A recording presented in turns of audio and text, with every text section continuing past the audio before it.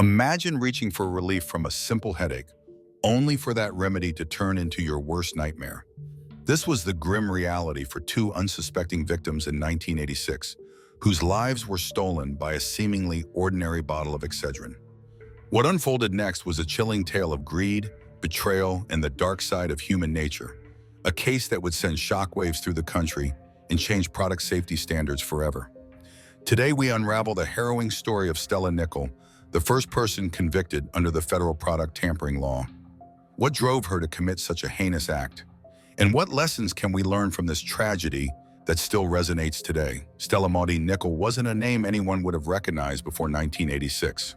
Born in 1943 in Colton, Oregon, her early life was marked by hardship. Stella dropped out of school at 16, and her early adulthood saw brushes with the law, including convictions for forgery and fraud. Those who knew her described her as resourceful but restless, often dissatisfied with her circumstances. By the time she married Bruce Nickell in 1976, Stella had already been through one failed marriage. Bruce, a heavy drinker, met Stella at a bar. Their relationship was tumultuous but stable enough to endure a decade. However, cracks began to show when Bruce decided to quit drinking in the mid-1980s. For Stella, who found solace in partying and socializing, this was a turning point. She grew resentful of their quiet life and began fantasizing about a way out, one that would make her rich in the process. On June 5, 1986, Sue Snow, a 40-year-old bank manager from Auburn, Washington, woke up with a headache. Like millions of Americans, she turned to a trusted over-the-counter remedy, Excedrin. But what should have been a simple act of self-care turned deadly. Shortly after taking 2 capsules, Sue collapsed in her bathroom, never to wake up again. Sue's autopsy revealed something shocking. Her bloodstream contained lethal levels of cyanide. The coroner detected the faint scent of bitter almonds, a telltale sign of cyanide poisoning. Investigators quickly zeroed in on the Excedrin capsules Sue had taken, discovering they had been laced with the deadly chemical. The case took an even darker turn when Bruce Nickell, Stella's husband, was found to have died just weeks earlier under eerily similar circumstances. Stella claimed Bruce had also consumed Excedrin capsules from the same lot. Investigators now faced the chilling possibility that a serial poisoner was on the loose. Initially, suspicion fell on Bristol Myers, the manufacturer of Excedrin. With memories of the 1982 Tylenol murder still fresh, the public demanded answers. Was this a case of corporate negligence or something more sinister? The FDA launched an extensive investigation inspecting the company's facilities and pulling Excedrin bottles from shelves nationwide. But no cyanide was found at the plant. Attention soon turned to Stella Nickell, whose behavior raised eyebrows.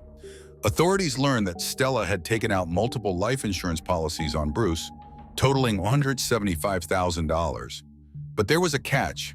The policies included a double indemnity clause, meaning Stella would receive double the payout if Bruce's death was ruled an accident. When Bruce's death was initially classified as natural, Stella pushed investigators to re-examine his case, providing them with 2 Excedrin bottles she claimed contained contaminated capsules. Her persistence ultimately led to Bruce's exhumation, where traces of cyanide were indeed found. The trail of evidence against Stella grew damning. Forensic experts found her fingerprints on books about poisons checked out from her local library. Cyanide residue was discovered on her home surfaces, and lab tests matched the type of cyanide used in the poisonings to a jar Stella had purchased. But the most shocking testimony came from Stella's own daughter, Cynthia Hamilton. Cynthia told authorities that her mother had frequently spoken about wanting Bruce dead and had even joked about poisoning him. Stella Nickell's trial began in April 1988, and it captivated the nation. Prosecutors painted her as a cold, calculating woman driven by greed. They argued that Stella's plan wasn't just to kill Bruce, but to stage a larger crisis that would make his death appear random, ensuring her insurance payout. Defense attorneys attempted to discredit Cynthia's testimony, suggesting she was motivated by a $250,000 reward for information. Stella herself maintained her innocence, claiming she had been framed. But the mountain of evidence proved too great. On May 9, 1988, Stella was convicted on 5 counts of product tampering, including 2 resulting in death. She was sentenced to 90 years in federal prison, making her the first person convicted under the federal product tampering law. Stella continues to proclaim her innocence to this day, filing multiple appeals, all of which have been denied. As of 2024, she remains incarcerated at FCI Hazleton in West Virginia. The Excedrin poisonings had profound repercussions beyond Stella's conviction. Public trust in consumer products was shaken to its core, leading to sweeping changes in packaging regulations. Tamper-evident seals became mandatory, and capsules were phased out in favor of tamper-resistant caplets.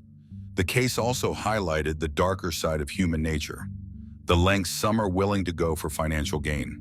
Stella's actions robbed two families of their loved ones and instilled fear in a nation, but it also brought about greater awareness of the need for vigilance in consumer safety. The lessons of the Excedrin poisonings remain relevant today. In an age of increasing reliance on mass-produced goods, how do we balance convenience with safety? And how do we hold individuals accountable without letting paranoia cloud our judgment? The story of Stella Nickell is a chilling reminder of how greed and deception can lead to unimaginable tragedy. It's a story of loss, resilience, and the importance of trust in the products we use every day. What are your thoughts on this case?